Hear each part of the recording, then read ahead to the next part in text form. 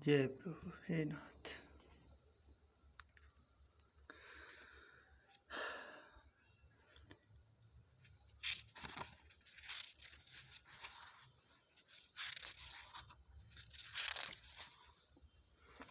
ग्यारहवें अध्याय का आधा हो चुका था। छींटा दे तो निसंदेह मेरा सांप से उद्धार हो जाएगा। इस प्रकार उस राक्षस का संदेश पाकर मैं तुम्हारे निकट आया हूँ। ब्राह्मण ने पूछा, ग्रामपाल, जो रात में सोए हुए मनुष्यों को खाता है वह प्राणी किस पाप से राक्षस हुआ है? ग्रामपाल बोला, पहले इस गांव में कोई किसान ब्राह्मण रहता था। एक दिन वह अगहनी के खेती के क्यारियों की रक्षा करने में लगा था। वहाँ से थोड़ी ही दूरी पर एक बहुत बड़ा गिद्ध किसी राही को मारकर खा रहा था। उसी समय एक तपस्वी कहीं से आ निकले जो उस राही को बचाने के लिए दूर से ही दया दिखाते आ रहे थे। गिद्ध उस राही को खाकर आकाश में उड़ गया। तब तपस्वी ने कुपित होकर उस किसान से कहा, ओ दुष्ट हलवाए, तुझे धिक्कार है। तू बड़ा ही कठोर और निर्दयी है। दूसरे की रक्षा से मुंह मोड़कर केवल पेट पालने के धंधे में लगा है। तेरा जीवन नष्ट प्राय है। अरे जो चोर, दाढ़ वाले जीव, सर्प, शत्रु, अग्नि, विष, जल, गिद्ध, राक्षस, भूत तथा बेताल आदि के द्वारा घायल हुए मनुष्यों की शक्ति होते हुए भी अब उपेक्षा करता है, वह उनके वध का फल पाता है। जो शक्तिशाली होकर भी चोर आदि के चंगुल में फंसे हुए ब्राह्मणों को छुड़ाने की चेष्टा नहीं करता, वह घोर नरक में पड़ता और पुनः भेड़ियों की योनि में जन्म लेता है। जो वन में मारे जाते हुए तथा गिद्ध और व्याघ्र की दृष्टि में पड़े हुए जीवों की रक्षा के लिए छोड़ो छोड़ो की पुकार करता है, वह परम गति को प्राप्त होता है। जो मनुष्य गौओं की रक्षा के लिए व्याघ्र, भील तथा दुष्ट राजाओं के हाथ से मारे जाते हैं, वे भगवान विष्णु के उस परम पद को पाते हैं जो योगियों के लिए भी दुर्लभ है। सहस्त्र अश्वमेघ और 100 वाजपेय यज्ञ मिलकर शरणागत रक्षा की 16वीं कला के बराबर भी नहीं हो सकते। दीन तथा भयभीत जीवकी की उपेक्षा करने से पुण्यवान मनुष्य भी समय आने पर कुंभिपाक नामक नरक में पकाया जाता है। तूने दुष्ट गिद्ध के द्वारा खाए जाते हुए राही को देखकर उसे बचाने में समर्थ होते हुए भी जो इसकी रक्षा नहीं की, इससे तू निर्दयी हो जान पड़ता है। अतः तू राक्षस हो जा। हलवाहा बोला, महात्मन, मैं यहाँ उपस्थित अवश्य था, किंतु मेरे नेत्र बहुत देर से खेती की रक्षा में लगे थे। अतः पास होने पर भी गिद्ध के द्वारा मारे जाते हुए इस मनुष्य को मैं नहीं जान सका। अतः मुझ दिन पर आपको अनुग्रह करना चाहिए। तपस्वी ब्राह्मण ने कहा, जो प्रतिदिन गीता के 11वें अध्याय का जाप करता है, उस मनुष्य के द्वारा अभिमंत्रित जल जब तुम्हारे मस्तक पर पड़ेगा, उस समय तुम्हारे पाप से छुटकारा मिल जाएगा। यह कहकर तपस्वी ब्राह्मण चले गए और वहाँ हलवाहा राक्षस हो गया। अतः द्विज श्रेष्ठ, तुम चलो और 11वें अध्याय से तीर्थ के जल को अभिमंत्रित करो, फिर अपने ही हाथ से उस राक्षस के मस्तक पर उसे छिड़क दो। ग्रामपाल की यह सारी प्रार्थना सुनकर ब्राह्मण का हृदय करुणा से भर आया। वे बहुत अच्छा कहकर उसके साथ राक्षस के निकट गए। वे ब्राह्मण योगी थे। उन्होंने विश्वरूप दर्शन नामक 11वें अध्याय से जल अभिमंत्रित करके उस राक्षस के मस्तक पर डाला। गीता के 11वें अध्याय के प्रभाव से वह सांप से मुक्त हो गया। उसने राक्षस देह का परित्याग करके चतुर्भुज रूप धारण कर लिया तथा उसने जिन सहस्त्रों पथिकों का भक्षण किया था, वे भी शंख, चक्र एवं गदा धारण किए चतुर्भुज रूप हो गए। तत्पश्चात वे सभी विमान पर आरूढ़ हुए। इतने में ही ग्रामपाल ने राक्षस से कहा, निशाचर, मेरा पुत्र कौन है? उसे दिखाओ। उसके यो कहने पर दिव्य बुद्धि वाले राक्षस ने कहा, ये जो तमाल के समान श्याम, 4 भुजाधारी, माणिकामय मुकुट से सुशोभित तथा दिव्य मणियों के बने हुए कुंडलों से अलंकृत है। हार पहनने के कारण जिनके कंधे मनोहर प्रतीत होते हैं, जो सोने के भुजबंधों से विभूषित कमल के समान नेत्र वाले स्त्रिंग्ध रूप तथा हाथ में कमल लिए हुए हैं, दिव्य विमान पर बैठकर देवत्व को प्राप्त हो चुके हैं। इन्हीं को अपना पुत्र समझो। यह सुनकर ग्राम पालने की उसी रूप में अपने पुत्रों को देखा और उसे अपने घर ले जाना चाहा। यह देख उसका पुत्र हंस पड़ा और इस प्रकार कहने लगा। पुत्र बोला, ग्रामपाल, कई बार तुम भी मेरे पुत्र हो चुके हो। पहले मैं तुम्हारा पुत्र था, किंतु अब देवता हो गया हूँ। इन ब्राह्मण देवता के प्रसाद से वैकुंठ धाम को जाऊंगा। देखो, यह निशाचर भी चतुर्भुज रूप को प्राप्त हो गया है। 11वें अध्याय के महात्म्य से यह सब लोकों के साथ श्री विष्णु धाम को जा रहा है। अतः तुम भी इन ब्राह्मण देवों से गीता के 11वें अध्याय का अध्ययन करो और निरंतर उसका जाप करते रहो। इसमें निसंदेह नहीं कि तुम्हारी भी ऐसी ही उत्तम गति होगी। तात मनुष्य के लिए साधु पुरुषों का संग सर्वथा दुर्लभ है, वह भी इस समय तुम्हें प्राप्त है। अतः अपना अभिष्ट सिद्ध करो। धन, भोग, दान, यज्ञ, तपस्या और पूर्व कर्मों से क्या लेना है। विश्वरूपाध्याय के पाठ से ही परम कल्याण की प्राप्ति हो जाती है।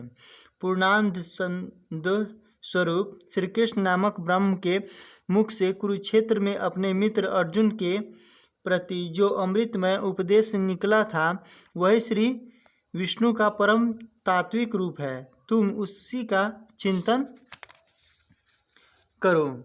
वह मोक्ष के लिए प्रसिद्ध रसायन है।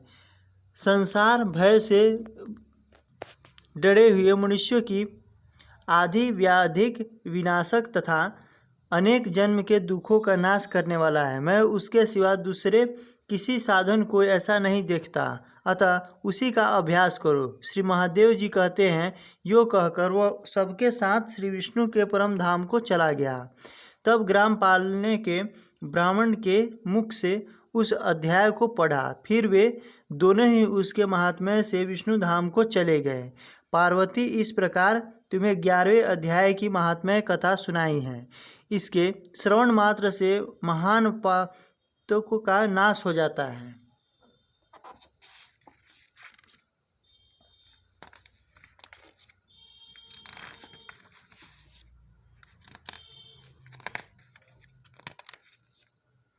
ग्यारहवां अध्याय। श्री इस प्रकार भगवान के वचन सुनकर अर्जुन बोले, हे भगवान, मेरे पर अनुग्रह करने के लिए परम गोपनीय अध्यात्म विषयक वचन अर्थात उपदेश आपके द्वारा जो कहा गया उससे मेरा यह अज्ञान नष्ट हो गया है। क्योंकि हे कमल नेत्र, मैंने भूतों की उत्पत्ति और प्रलय आपसे विस्तार पूर्वक सुने हैं तथा आपका अविनाशी प्रभाव भी सुना है। हे परमेश्वर, आप अपने को जैसा कहते हो यह ठीक ऐसा ही है, परंतु हे पुरुषोत्तम, आपके ज्ञान, ऐश्वर्य, शक्ति, बल, वीर्य और तेज युक्त रूपों को प्रत्यक्ष देखना चाहता हूँ। इसलिए हे प्रभु, मेरे द्वारा आपका रूप देखा जाना शक्य है। ऐसा यदि मानते हैं तो हे योगेश्वर, आप अपने अविनाशी स्वरूप का मुझे दर्शन कराइए। इस प्रकार अर्जुन के प्रार्थना करने पर श्री कृष्ण भगवान बोले, हे पार्थ, मेरे सैकड़ों तथा हजारों नाना प्रकार के और नाना वर्ण तथा आकृति वाले अलौकिक रूपों को देख। हे भरतवंशी अर्जुन, मेरे में आदित्यों को अर्थात आदिति के 12 पुत्रों को और 8 वासुओं को, 11 रुद्रों को तथा दोनों अश्विनी कुमारों को और 49 मरुद्गणों को देख तथा और भी बहुत से पहले न देखे हुए आश्चर्यमय रूपों को देख। हे गुडाकेश, इस मेरे शरीर में एक जगह स्थित हुए चराचर सहित संपूर्ण जगत को देख तथा और भी जो कुछ देख सकता है सो देख, परंतु मेरे को इन अपने प्राकृत नेत्रों द्वारा देखने को निसंदेह समर्थ नहीं है। इसी से मैं तेरे लिए दिव्य अर्थात अलौकिक चक्षु देता हूँ। इससे तुम मेरे प्रभाव को और योग शक्ति को देख।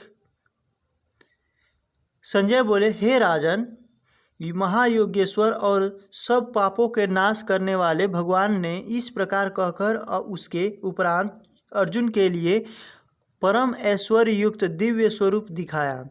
उस अनेक मुख और नेत्रों से युक्त तथा अनेक अद्भुत दर्शन वाले एवं बहुत से दिव्य विभूषणों युक्त और बहुत से दिव्य शास्त्रों को हाथों में उठाए हुए तथा दिव्य माला और वस्त्रों को धारण किए हुए और दिव्य गंधक अनुलेपन किए हुए एवं सब प्रकार से आश्चर्य से युक्त सीमा रहित विराट स्वरूप परम देव परमेश्वर को अर्जुन ने देखा। हे राजन, आकाश में हजार सूर्यों के एक साथ उदय होने से उत्पन्न हुआ जो प्रकाश हुए वह भी उस विश्वरूप परमात्मा के प्रकाश के सदृश कदाचित ही होवे।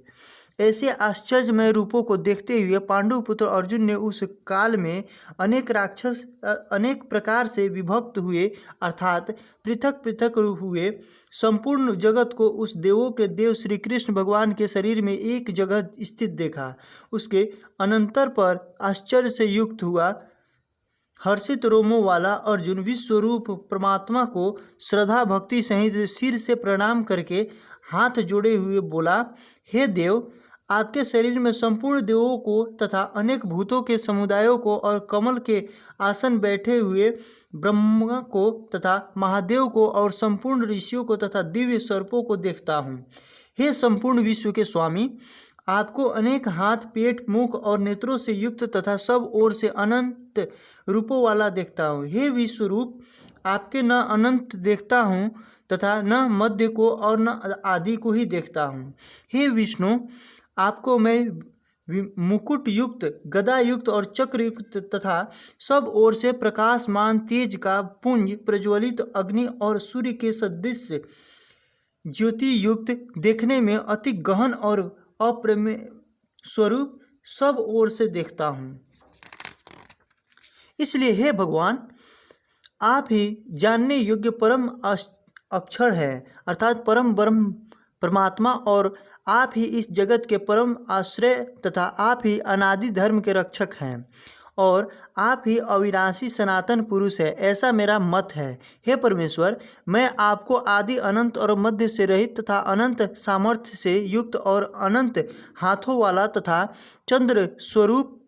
चंद्र सूर्य रूप नेत्रों वाला और प्रज्वलित अग्नि रूप मुख वाला तथा अपने तेज से इस जगत को तापायमान करता हुआ देखता हूँ। हे महात्मन, यह स्वर्ग और पृथ्वी के बीच का संपूर्ण आकाश तथा सब दिशाएं एक आप से ही परिपूर्ण है तथा आपके इस अलौकिक और भयंकर रूपों को देखकर तीनों लोग अति व्यथा को प्राप्त हो रहे हैं।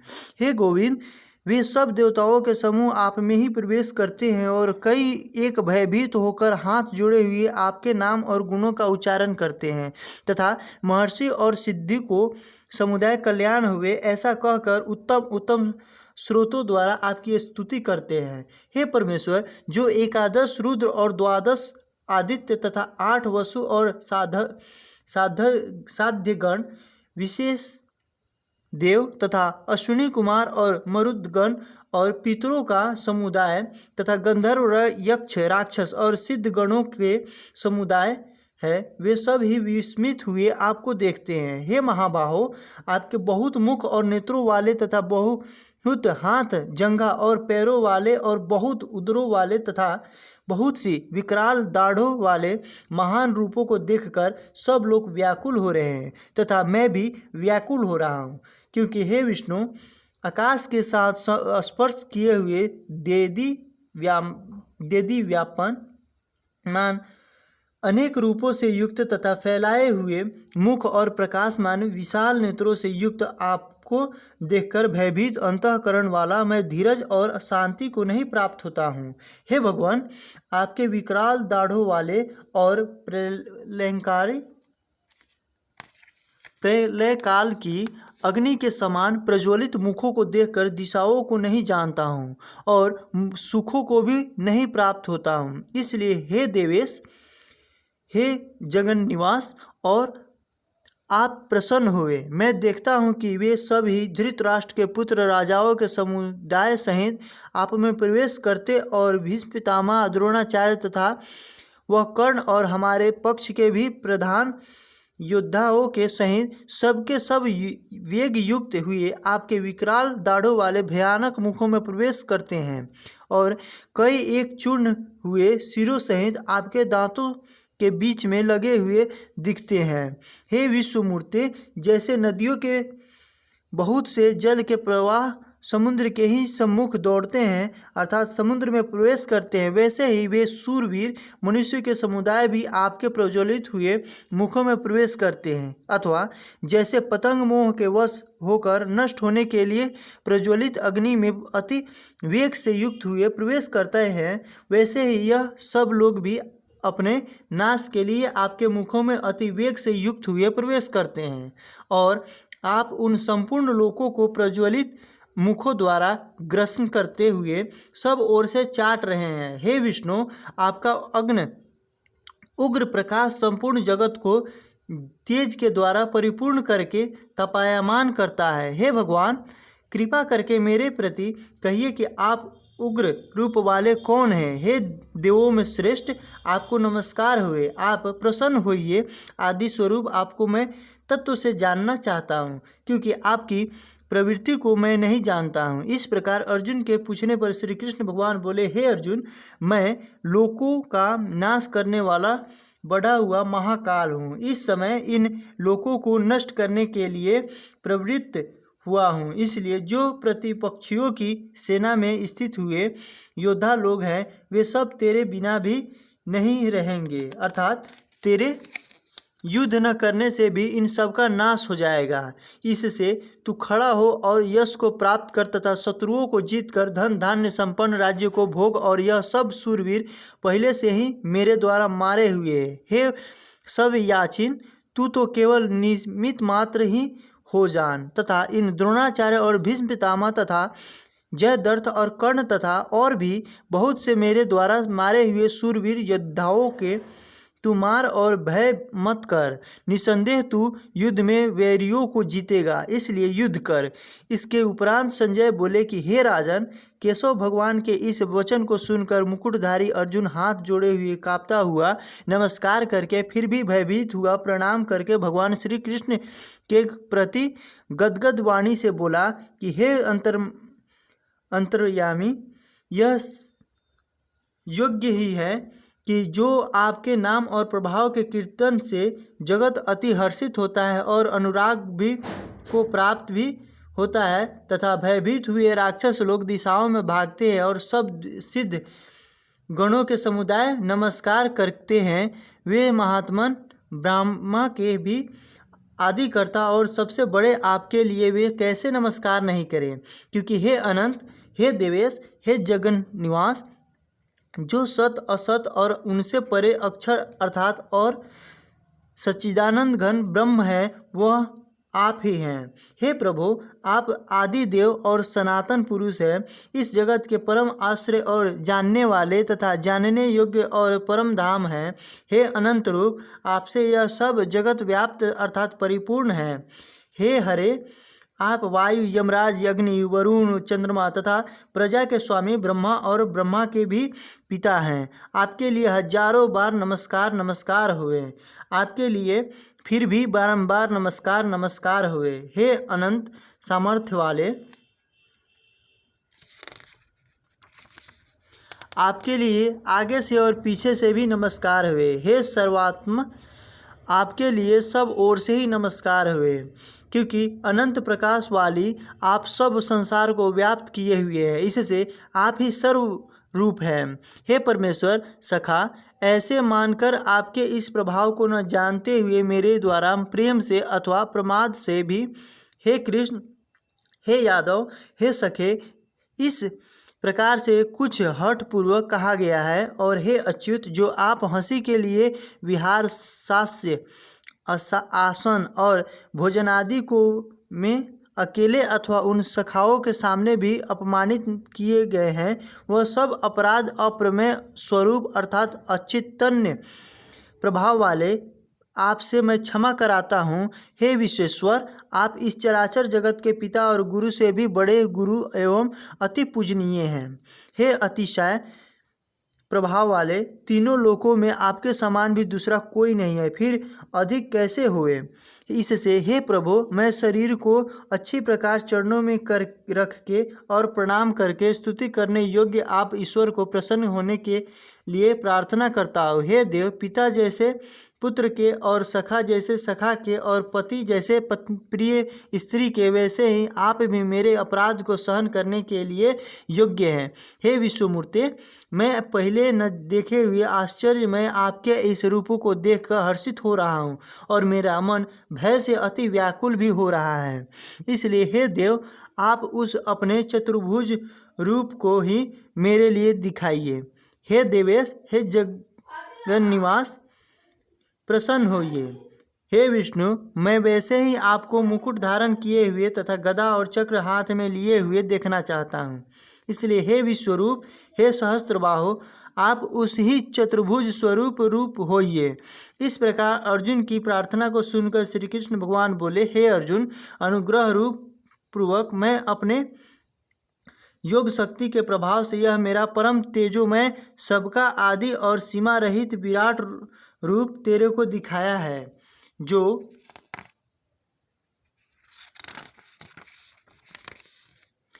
कि तेरे सिवा दूसरे से पहले नहीं देखा गया। हे अर्जुन, मनुष्य लोक में इस प्रकार विश्व रूप वाला मैं न वेद और यज्ञों के अध्ययन से तथा न दान से और न क्रियाओं से और न उग्र तपों से ही तेरे सिवा दूसरे से देखा जाने को शक्य हूँ। इस प्रकार के मेरे इस विकराल रूप को देखकर तेरे को व्याकुलता न हुए और मूढ़ भाव भी न हुए और भय रहित प्रीति युक्त मन वाला तू उस ही मेरे इस शंख चक्र गदा पद्म सहित चतुर्भुज रूप को फिर देख।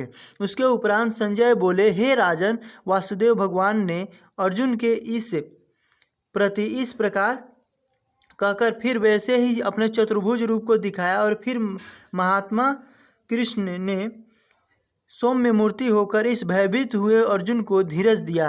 उसके उपरांत अर्जुन बोले, हे जनार्दन, आपके इस अति शांत मनुष्य रूप को देखकर अब मैं सांचित हुआ अपने स्वभाव को प्राप्त हो गया हूँ। इस प्रकार अर्जुन के वचनों को सुनकर श्री कृष्ण भगवान बोले, हे अर्जुन, मेरा यह चतुर्भुज रूप देखने को अति दुर्लभ है कि जिसको तुमने देखा है, क्योंकि देवता भी सदा इस रूप के दर्शन करने की इच्छा वाले हैं। हे अर्जुन, न वेदों से, न तप से, न दान से और न यज्ञ से इस प्रकार चतुर्भुज रूप वाला मैं देखा जाने को शक्य हूँ कि जैसे मेरे को तुमने देखा है। परंतु हे श्रेष्ठ तप वाले अर्जुन, अनन्य भक्ति करके तो इस प्रकार चतुर्भुज रूप वाला मैं प्रत्यक्ष देखने के लिए और तत्व से जानने के लिए तथा प्रवेश करने के लिए अर्थात एक ही भाव से प्राप्त होने के लिए भी शक्य हूँ। हे अर्जुन, जो पुरुष केवल मेरे ही लिए सब कुछ मेरा समझता हुआ यज्ञ दान और तप आदि संपूर्ण कर्तव्यों को करने वाला है और मेरे परायण है, अर्थात मेरे को परम आश्रय और परम गति मानकर मेरी प्राप्ति के लिए तत्पर है तथा मेरा भक्त है, अर्थात मेरे नाम गुण प्रभाव और रहस्य के श्रवण कीर्तन मनन ध्यान और पठन पाठन प्रेम सहित निष्काम भाव से निरंतर अभ्यास करने वाला है और आसक्ति रहित है, अर्थात स्त्री पुत्र और धनादि संपूर्ण सांसारिक पदार्थों में स्नेह रहित है और संपूर्ण भूत प्राणियों वैर भाव से रहित है। ऐसा वह अनन्य भक्ति वाला पुरुष मेरे को ही प्राप्त होता है। श्रीमद् भागवत गीता के 12वें अध्याय का महात्म्य है। जय प्रभु। हे देवी माता। श्री महादेव जी कहते हैं, पार्वती, दक्षिण दिशा में कोल्हापुर नामक एक नगर है जो सब प्रकार के सुखों का आधार, सिद्ध महात्म्यों का निवास स्थान तथा सिद्धि प्राप्ति को क्षेत्र है। वह पराशक्ति भगवती लक्ष्मी का प्रधान पीठ है। संपूर्ण देवता उसका सेवन करते हैं। वह पुराण प्रसिद्धि तीर्थ भोग एवं मोक्ष प्रदान करने वाला है। वहाँ करोड़ों तीर्थ और शिवलिंग है। रुद्र गया भी वही है। वह विशाल नगर लोगों में बहुत विख्यात है। एक दिन कोई युवक पुरुष उस नगर में आया। वह कहीं का राजकुमार था। उसके शरीर का रंग गोरा, नेत्र सुंदर, ग्रीवा शंख के समान, कंधे मोटे, छाती चौड़ी तथा भुजाएं बड़ी बड़ी थी। नगर में प्रवेश करके सब और महलों की शोभा निहारता हुआ वह देवेश्वरी महालक्ष्मी के दर्शनार्थ उत्कंठित हो मणिकंठ तीर्थ में गया और वहां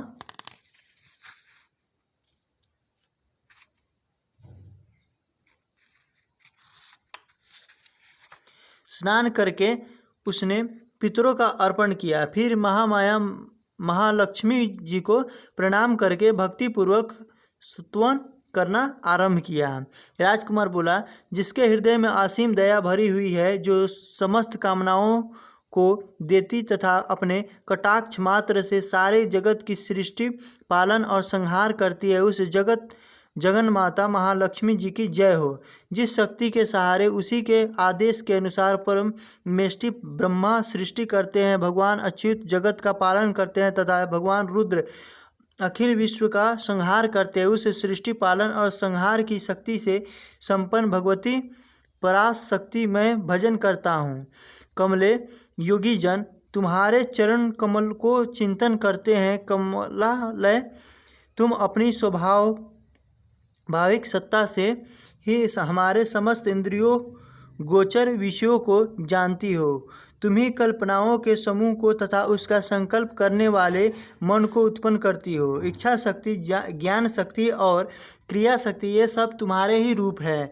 तुम परासंहित अर्थात परम ज्ञान रूपिणी हो। तुम्हारा स्वरूप निष्कल, निर्मल, नित्य, निराकार, निरंजय, अनंत रहित, आतंक शून्य, आलंबिन तथा निरामय है। देवी, तुम्हारी महिमा का वर्णन करने में कौन समर्थ हो सकता है, जो षष्ठ चक्रों का वेदन करके अंतःकरण के 12 स्थानों में विहार करती है।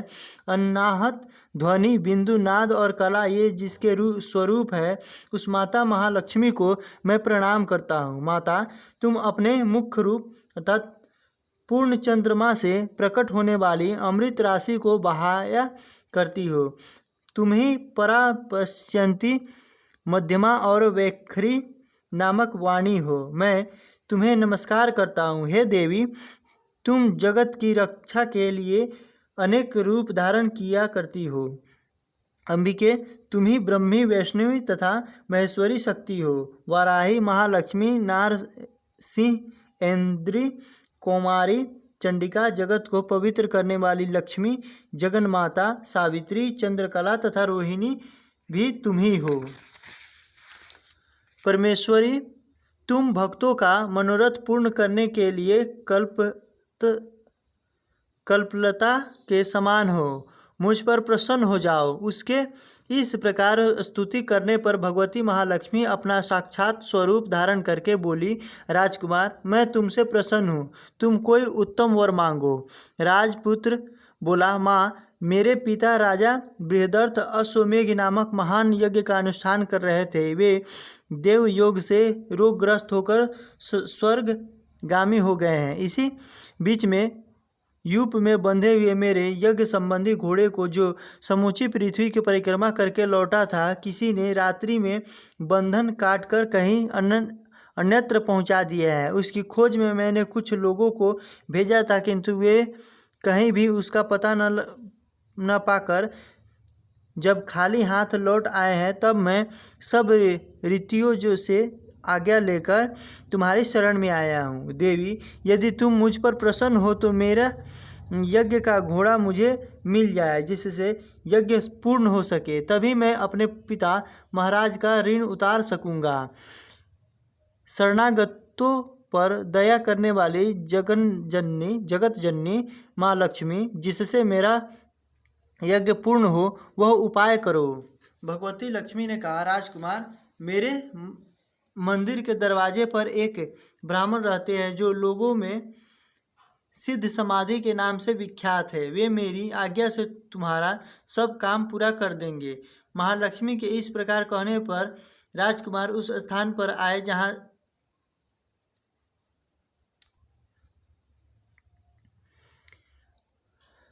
महालक्ष्मी जी के इस प्रकार कहने पर राजकुमार उस स्थान पर आए जहाँ सिद्ध समाधि रहते थे।